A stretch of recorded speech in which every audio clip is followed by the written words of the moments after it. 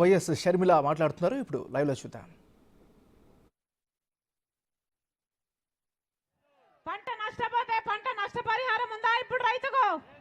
ఏం చెప్పాడు? ఇలాగే 5 సంవత్సరాల కింద మైకు పట్టుకొని జగన్మోహన్ రెడ్డి గారు చెప్పిన మాట, నేను 3000 కోట్లతో ఒక ధర స్థిరీకరణ నిధి ఏర్పాటు చేస్తాను, ప్రతి సంవత్సరము రైతన్న వాడు నష్టానికి అమ్ముకునే అవసరమే లేకుండా మంచి మద్దతు ధర ఇస్తానని అన్నాడే జగన్మోహన్ రెడ్డి గారు. ఒక్క సంవత్సరమైనా రైతుల కోసం 3000 కోట్లు పక్కన పెట్టాడన్నా జగన్మోహన్ రెడ్డి గారు. వారసులు వీళ్ళు కాదన్నా, రాజశేఖర రెడ్డి గారి వారసులు. రాజశేఖర రెడ్డి గారు బిడ్డలను ఎలా చూసుకున్నాడు?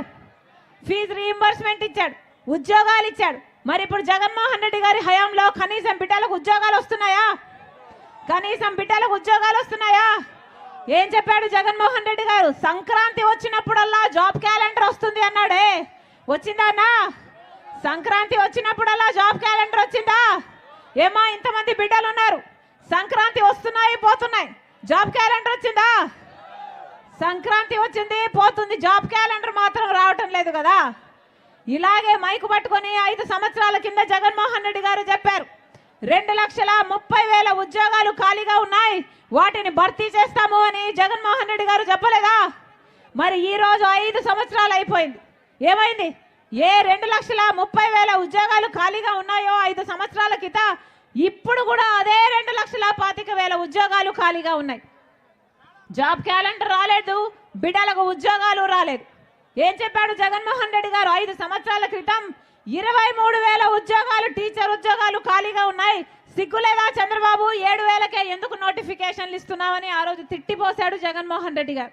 మరి జగన్మోహన్ రెడ్డి గారు ముఖ్యమంత్రి అయ్యారు కదా, 5 సంవత్సరాలు 23,000 ఉద్యోగాలు 5 సంవత్సరాలలో ఏ రోజు ఇచ్చిండకూడదు? ఒక్కసారైనా ఇచ్చాడా? ఇవ్వలేదు. మెగా డిఎస్సి 23,000తో ఉద్యోగాలు ఇస్తానన్న జగన్మోహన్ రెడ్డి గారు ఈ రోజుకి ఎలక్షన్లు 2 నెలలు ఉన్నాయనగా ఇప్పుడు ఒక దగా డిఎస్సి 6,000కు నోటిఫికేషన్లు ఇచ్చాడు. ఏది 5 సంవత్సరాల తర్వాత ఇన్ని సంవత్సరాలు ఏం చేశారన్నా? ఎలక్షన్లకు 2 నెలలు ముందు ఉన్నాం కనుక నోటిఫికేషన్ ఇస్తే ఈ పరీక్షలు ఎప్పుడు జరగాలి, వీళ్ళకు ఉద్యోగాలు ఎప్పుడు రావాలి, ఇది అయ్యేదా సచ్చేదా? 5 సంవత్సరాలలో ఎప్పుడు ఇచ్చిండకూడదు ఉద్యోగాలు? కనీసం కుంభకర్ణుడైనా 6 నెలలు నిద్రపోతాడు, 6 నెలలు పనిచేస్తాడే.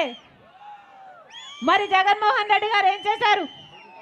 5 సంవత్సరాలు నిద్రపోయారు, ఇప్పుడు నిద్రలేశారు, ఇప్పుడు నోటిఫికేషన్లు ఇచ్చాడు, ఇప్పుడు సిద్ధమని ఇప్పుడు బయలుదేరారు.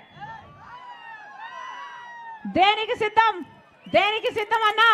మళ్ళా 8,000 కోట్ల అప్పు తెచ్చి ప్రజల నెత్తి మీద పెట్టడానికి సిద్ధమా? మళ్ళా బీజేపీ పార్టీతో అక్రమ పొత్తు పెట్టుకోవడానికి సిద్ధమా? మళ్ళా బీజేపీకి మనం స్పెషల్ స్టేటస్, రాజధాని ఇలాంటి తాకట్టు పెట్టడానికి సిద్ధమా?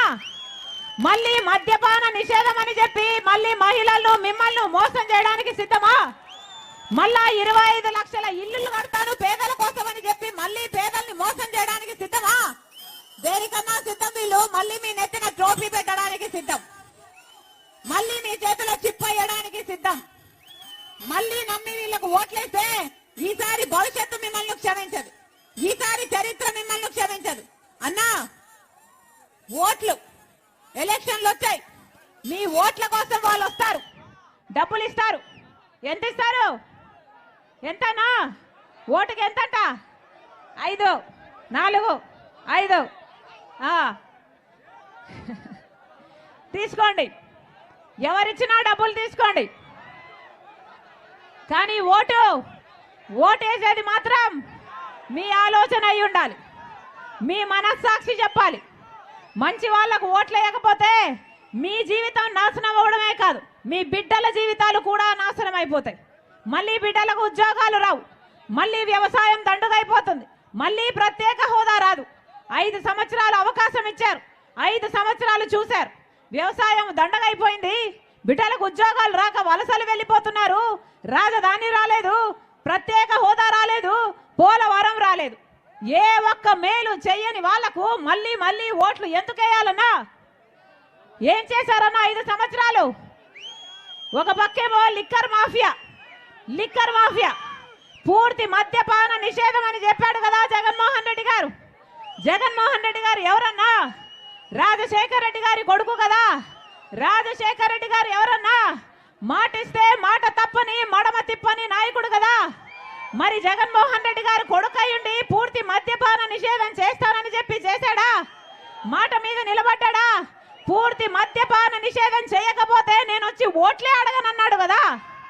మరి ఇప్పుడు సిద్ధమని దేనికి వస్తున్నాడన్నా? మిమ్మల్ని ఓట్లేసే యంత్రాలుగా చూస్తున్నారు, కనీసం మనుషులుగా చూడట్లేదు. అందుకే ఈరోజు మళ్ళీ మీరు ఓట్లేస్తారు డబ్బులు ఇస్తే అనుకుంటున్నారు. ఏమన్నా డబ్బులు ఇస్తే ఓట్లు అమ్ముకుంటారా? మీ ప్రేమ మీ అభిమానము ఓట్లకు డబ్బులకు అమ్ముడుపోతుందా? ఆలోచన చేయండి. ఈరోజు మాట ఇచ్చి పూర్తి మద్యపాన నిషేధం చేయకపోగా జగన్మోహన్ రెడ్డి గారి సర్కారే ఈరోజు మద్యం అమ్ముతుంది. భూమట, స్పెషల్ స్టేటస్ అట, డిఎస్సి అట, ఎక్కడ బ్రాండ్లు అన్నా ఇవన్నీ బయట ఎక్కడా లేవు, మన దగ్గరే ఉన్నాయి.